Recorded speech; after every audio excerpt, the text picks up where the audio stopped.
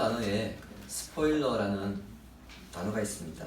가끔씩 도로에 광란에 질주하는 그 자동차 뒤에 날개같이 달아놓은 것을 보셨을 텐데요. 그것을 스포일러라고 합니다. 고속으로 달릴 때 차가 들리지 않게 하는 장치이죠. 그리고 당선 가능성은 낮지만 유력한 후보의 당선에 지장을 줄 정도의 그 득표가 가능한 후보를 스포일러라고 말하기도 합니다.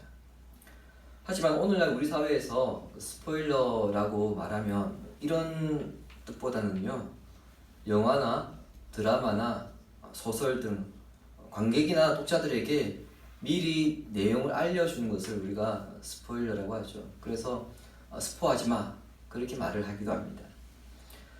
집에서 드라마나 영화를 재밌게 보고 있는데요, 극적인 순간 옆에서 쟤 죽는 척하다 일어난다? 저 남자 쟤와 결혼한다? 여러분, 그 말을 들었을 때에 주로 어떤 반응을 하십니까? 그래? 알려줘서 고마워. 그렇게 말하는 사람은 많지 않을 겁니다. 저희 집의 경우 주로 스포 담당은 제가 하는데, 제가 알려주면 잠시 후에 눈에서 레이저 나옵니다. 대부분 비슷한 반응이 아닐까 싶어요. 그 이유는 내용을 미리 알고 보면 재미없다는 겁니다. 아이러니한 것은 영화나 드라마는 스포일러를 굉장히 싫어하면서 우리가 살아가는 일들은 다르게 반응하는 거죠. 스포를 알고 싶어 합니다. 어떻게 이 일이 흘러갈지 그 내용에 대해서 대단히 알고 싶어 합니다. 물론 영화나 인생이 어떻게 같을 수 있겠느냐, 전혀 다른데 그렇게 비교해서 안 된다, 그렇게 말씀하시는 분들도 있습니다. 그 말씀이 맞는 것 같은데요, 정말 그러한가 생각해보면 크게 다르지 않다는 것을 우리는 또 발견하게 됩니다. 드라마나 영화는 작가에 의해서 스토리가 만들어지고 감독이 배우들에게 역할을 맡김으로써 하나의 작품이 만들어지게 됩니다. 그러니까 관객이나 시청자들은 내용을 모르고 있는 것이지 실제 그 스토리는 다 정해져 있는 것입니다. 내가 궁금하든 궁금하지 않든 상관없이 이미 그 스토리는 정해져 있는 것입니다.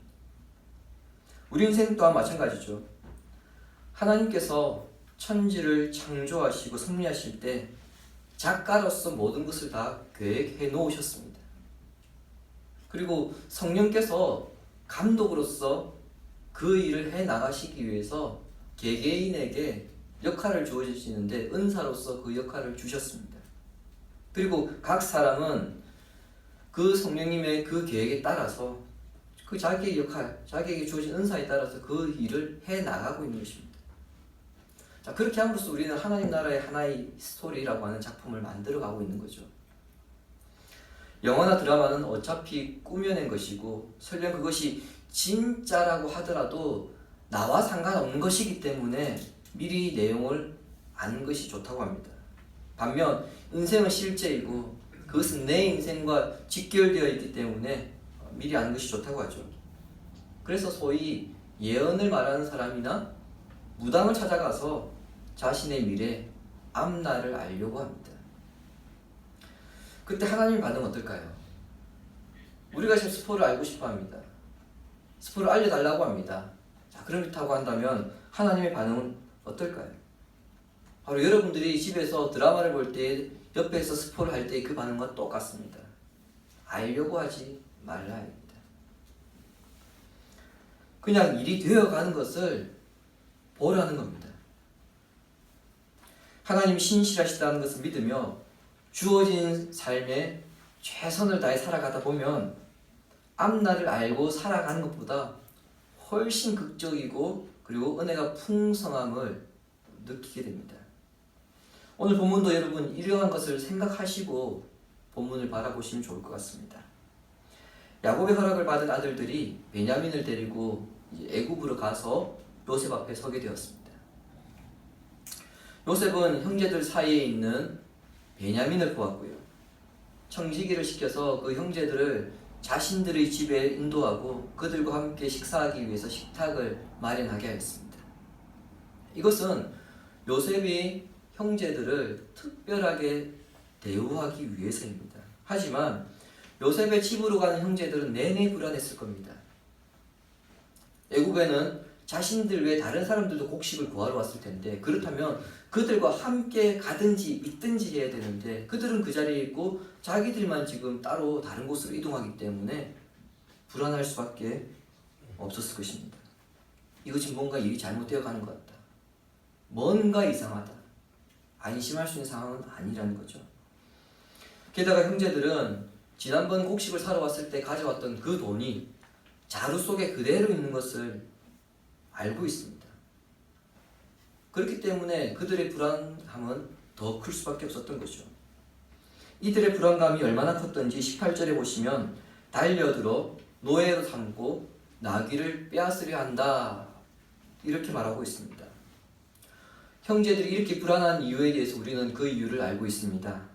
과거 요셉의 일에 대해서 형제들끼리는 그것이 우리의 잘못이다 라고 말을 했지만 그 고백이 요셉에게 한 것은 아니기 때문이죠. 즉 그들의 마음에 여전히 죄책감이 남아있다는 것입니다. 여기에 대해서 사도 바울은 이렇게 말씀합니다. 로마서 7장 23절 보십시오. 내 지체 속에서 한 다른 법이 내 마음의 법과 싸워 내 지체 속에 있는 죄의 법으로 나를 사로잡는 것을 보는도다. 아멘. 사도 바울은 죄를 어떻게 규정하냐면은 나를 사로잡는 것, 나를 노예로 삼는 것이라고 그렇게 말씀합니다. 죄가 우리를 사로잡고 있기 때문에 그 죄책감이 우리를 괴롭히게 한다는 겁니다. 그 죄가 우리로 하여금 늘 불안과 긴장, 두려움 속에서 살아가게 하는 것이죠. 비록 자신의 죄가 들키지 않았음에도 불구하고 늘 불안해하며 살아갑니다. 떳떳하지 못합니다.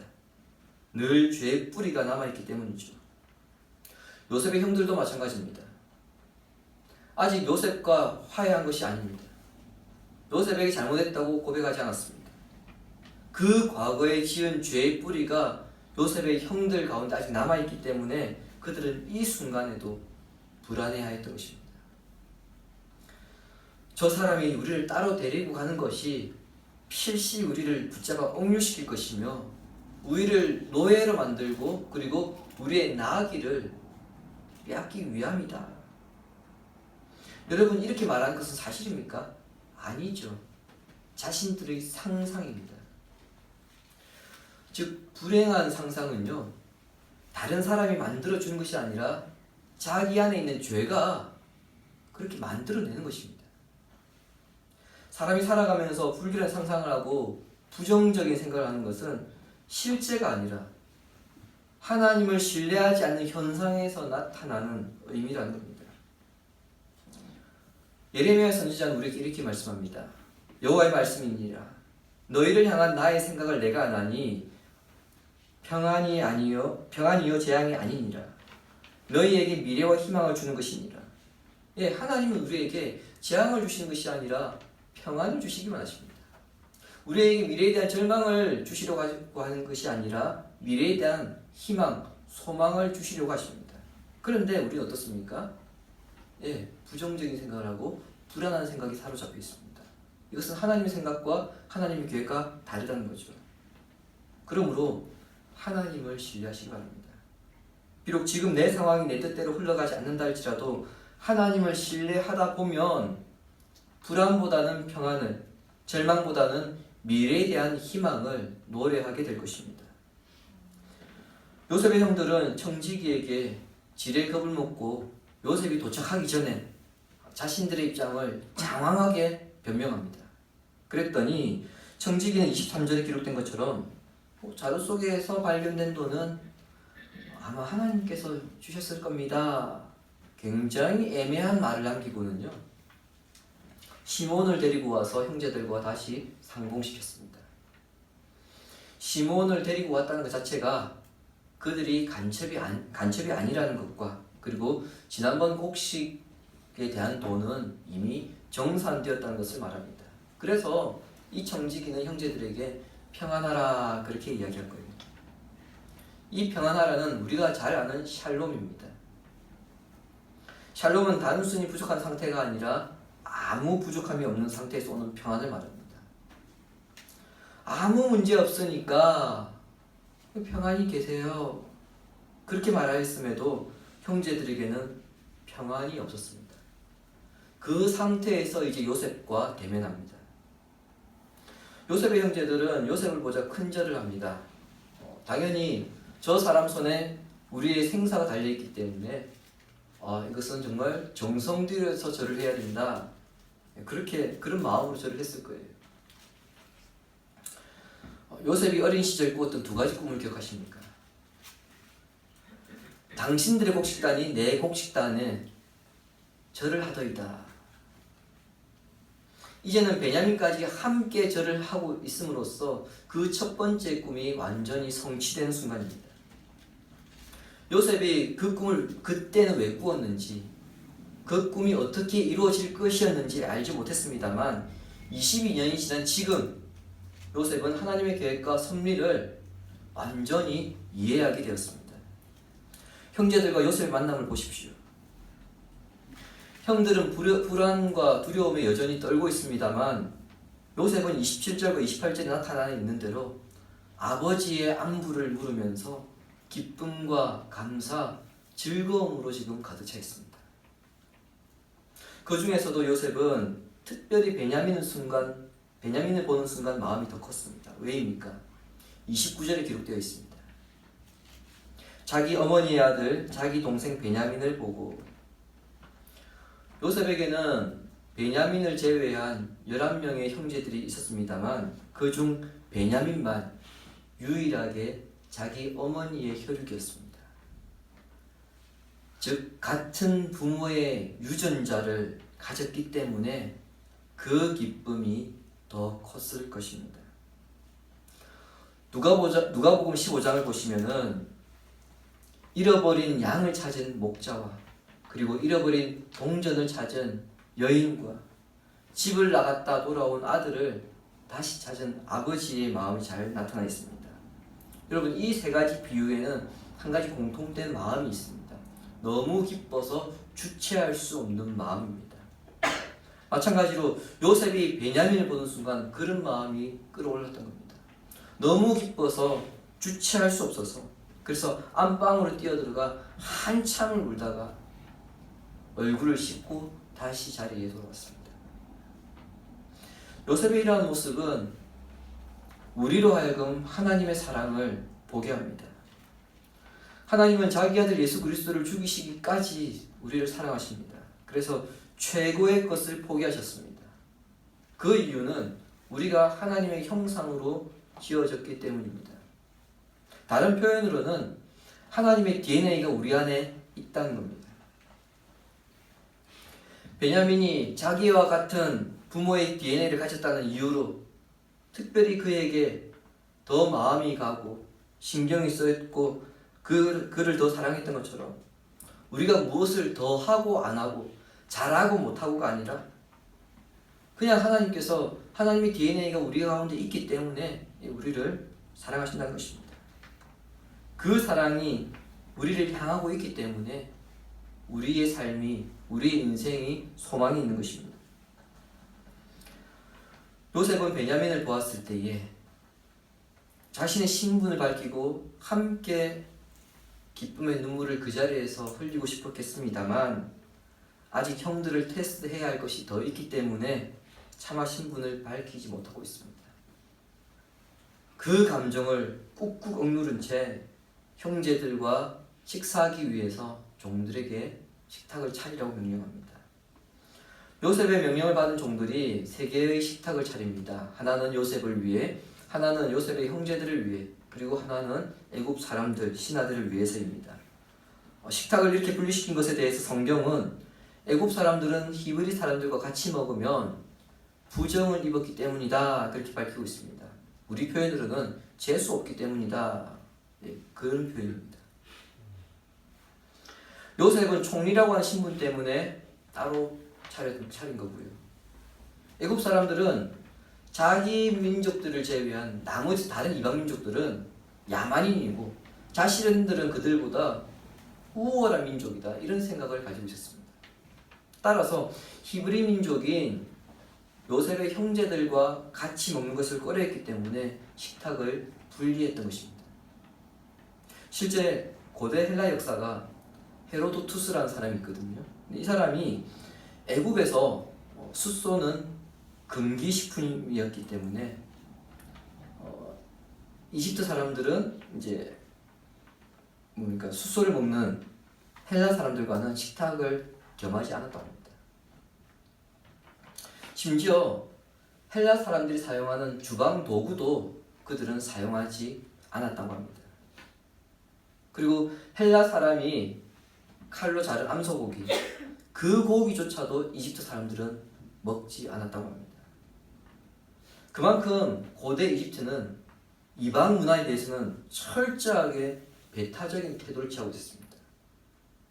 오직 자기 민족이 최고이고 다른 민족들과는 절대 교류해서도 안 되고 저들은 미개인들이야, 그런 생각을 가지고 있었습니다.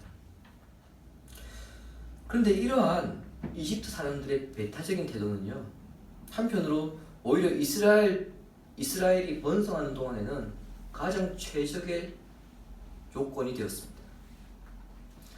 아브라함과 이삭과 야곱은 실제로 가나안 땅에 살아가면서 살기 위해서 가나안 사람들과 때로는 조약을 맺어야 했고요, 때로는 그들과 결혼이라고 하는 협박을 당하기도 했고, 심지어 유다의 경우에는 가나안 여인을 아내로 맞이하는 일들까지 일어납니다. 그러니까 가나안 땅은 아브라함의 후손의 의지와 상관없이 언제든 그들과 피를 섞으며 살아갈 수 있는 준비가 되어 있는 땅입니다. 더군다나 가나안 사람들의 숫자에 비하면 야곱 집안 사람들은 너무 보잘것없습니다. 46장 27절에 의하면은요, 훗날 야곱 집안이 이제 애굽으로 내려오거든요. 그때 도착한 식구들 숫자가 70명입니다. 이것은 가나안 땅에서 살기에는 수적으로 굉장히 열세이다는 의미이죠. 어떻게 보면은 야곱 자손들이 가나안 사람들에게 흡수되어서 언약 백성으로서의 정체성을 잃어버릴 가능성이 매우 높다는 것을 의미합니다. 반면에 이방 민족에 대해서 인종적 우월감과 배타적 태도를 가지고 있는 이집트 사람들은 어떻습니까? 야곱 집안과 결코 피를 섞으려 하지 않겠지요. 문화적 교류도 하지 않을 것입니다. 이런 점을 고려할 때 이집트는 하나님께서 아브라함에게 하신 약속, 너의 후손이 하늘의 별과 같이 바다의 모래와 같이 많아지게 하겠다, 그 약속이 성취될 때까지 하나님의 언약 백성으로서의 정체성을 지키기에 가장 좋은 최적화된 장소입니다. 그러니까 요셉이 애굽에 팔려가서 그리고 다시 야곱이 요셉을 만나러 내려가기까지 이 모든 과정은 형제들은 몰랐지만 하나님은 큰 그림을 그려놓고 그에 따라서 이 스토리를 이끌어 가셨던 것입니다. 식탁이 차려지고 이제 자리에 배석합니다. 그런데 이때 형제들을 어리둥절하게 하는 일이 또 벌어집니다. 요셉이 형제들을 자리에 앉히는데 형제들의 나이의 순서에 따라서 앉히는 겁니다. 형제가 많은 집에서는 흔히 볼 수 있는 일인데요. 여러분, 이게 형제가 많은 집에서는 참 형제를 똑바로 이름을 부른다는 게 한 번에 나오는 게 쉽지가 않습니다. 아시는 분 다 아시겠지만 제가 2남 7녀 중에 막내다 보니까 누나들 가운데 제 이름을 한 번에 부르는 경우가 잘 없습니다. 제 이름을 부르기 위해서 한번 몇 사람을 거치고 난 다음에 제 이름이 불려지거든요. 저희 집의 경우에도 제가 저희 애들 둘 이름 부를 때도 헷갈릴 때가 종종 있습니다. 그런데 낯선 사람이 형제들의 순서와 나이도 묻지 않은 상황에서 자리에 앉히는데 정확하게 앉힙니다. 이것을 볼 때 놀라지 않을 수 없죠. 어떻게 안 놀라겠습니까? 11명을 그렇게 앉히는데 도대체 이 사람 뭐지? 그런 생각이 들었을 겁니다. 그런데 그런 생각도 잠시 형제들은 곧 시작되는 만찬에 넋을 놓아버립니다. 짧은 시간에 요셉의 형제들은 두려워했다가 불안해했다가 안심했다가 어리둥절했다가 즐거워하는 이런 감정들이 교차하고 있습니다. 여러분 조금 전에 읽었던 우리가 43장 오늘 본문에 보시면은 이런 형제들의 감정이 지금 굉장히 짧게 반복되고 있는 것을 보게 됩니다. 이 모든 일을 만일 사전에 말해 주었다면 형제들에게 이런 감정들이 나타났을까요? 안 나타났겠죠.